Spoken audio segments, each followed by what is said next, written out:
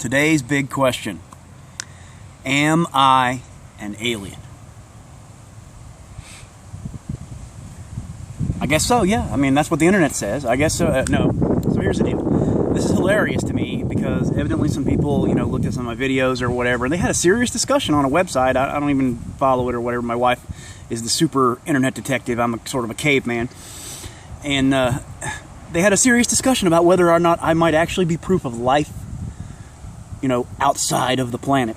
You know what? Actually, it's hugely flattering to be able to say that you do something physically extraordinary enough that somebody actually thinks you might be something other than an actual human. But let me burst the bubble. I'm a human, okay? So what they're really asking there is, what they're really saying is, a human being can't possibly do those things, or why are you able to do things that seem kind of extraordinary? And it sounds, even to my mouth, it sounds overly egotistically inflated to even say that you do something extraordinary, because there are so many extraordinary people on the planet. But I have been blessed to be able to do some pretty wild stuff. And why? Okay? Well, let me tell you. Everything you can do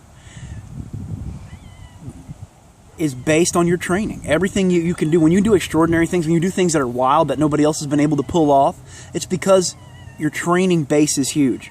Okay? The best people in the world at any given thing are the best at the very, very basics of a thing, and they have the biggest base to work from.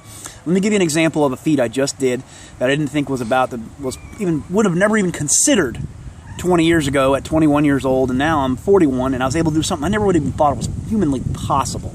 Okay? I was able to do this. I did a one-arm handstand and drove a nail through a board with my offhand. Okay? Now that's at 290 pounds, which is a pretty ridiculous thing to be able to do. Kind of. Okay? But let me tell you why I was able to do it. And let me tell you how that came about. I just had been thinking about, wondering if it's possible. Wanted to see if it's possible.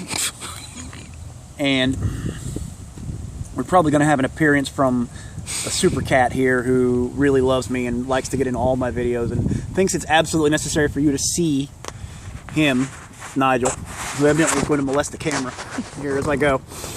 Okay? I did that particular thing. It took me, the first time I actually was able to do it took me 2 tries. The one on film took me about 6 or 7 tries because it's really, really a complicated feat to do. There's a lot of stuff going on. But you would think it was the kind of thing that would take me, 6 months to be able to do. And I was actually kind of able to, within a session or two, walk up and be able to do it. Why? Okay? Because I have a huge base of knowledge and strength in a lot of different areas to work from. So let's work through what that takes. That takes strength in the hands, strength in the shoulders. It takes ability and knowledge about how to do nail driving, period, much less how to do it reversed, upside down. It takes balance. It takes coordination. It takes abdominal and back strength. It takes a mental process about how to work through things, not only how you do train, but how you think about things. It takes strong in every part of the body, and it actually kind of takes some endurance because you're going to have to repeat it over and over again, and you're going to have to hold weird positions, which is actually pretty tough, and all those things together. It takes some speed, okay, because you got to generate enough speed to get the nail to go through the board.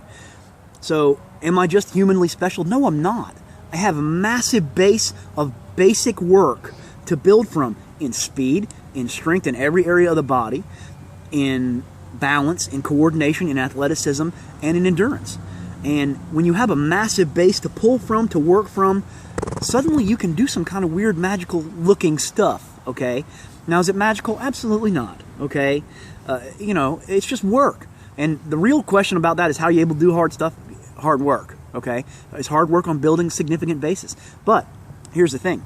Most people won't pull that stuff off because one of those bases I just mentioned, speed, strength, core strength, abdominal, back combination strength, coordination, speed, endurance, whatever, one of those bases is going to be lacking. They really don't have a pure athletic power base.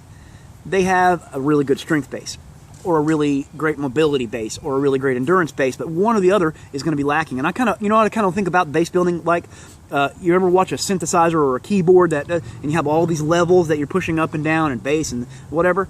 Well, all of your levels need to be dialed up to 10 when you're going to do amazing stuff, when you're going to try to make yourself the best you can do, when you're going to make the best gains, because one of those things is going to be holding your gains back in what you're actually able to do or not able to do. You know what? if you do spend some time actually building those bases and you think through every one of those things, suddenly, when you have a great base to jump off of and good skills in basic stuff, well, then you can do some really crazy advanced stuff. And you can do some really hard stuff, and then you've got some stuff to explore that's just out of this world in what you can possibly do.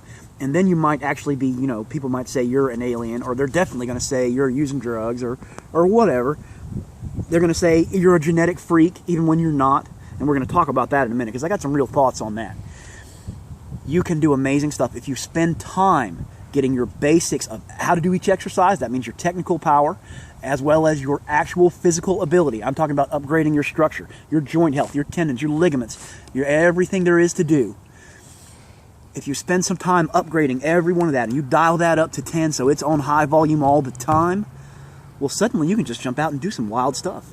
And that gives a possibility and a vibrance to your life, as well as the gains that you can make in muscle and all that stuff. That's really pretty amazing. So we got new stuff coming out at our 2015 Muscle Challenge. I got 12 DVDs and books coming out right in the next 12 weeks. Amazing stuff. A really pestery cat that's really involved in trying to get in this camera here. Okay? But for 12 weeks, we're going to do a brand new DVD all the time, or book every week. And the first one is going to be on, we're calling it For Madmen Only, and it's how to build super muscle. The first DVD is on how to build a base to actually build super muscle. That's why we've been talking about base building. But the next ones are about how to actually do the nuts and bolts of what it takes to get you to the top end of what's humanly possible, or at least what we view as humanly possible right now. So make sure you check it out. Hope you enjoy the videos. We'll be back at you soon.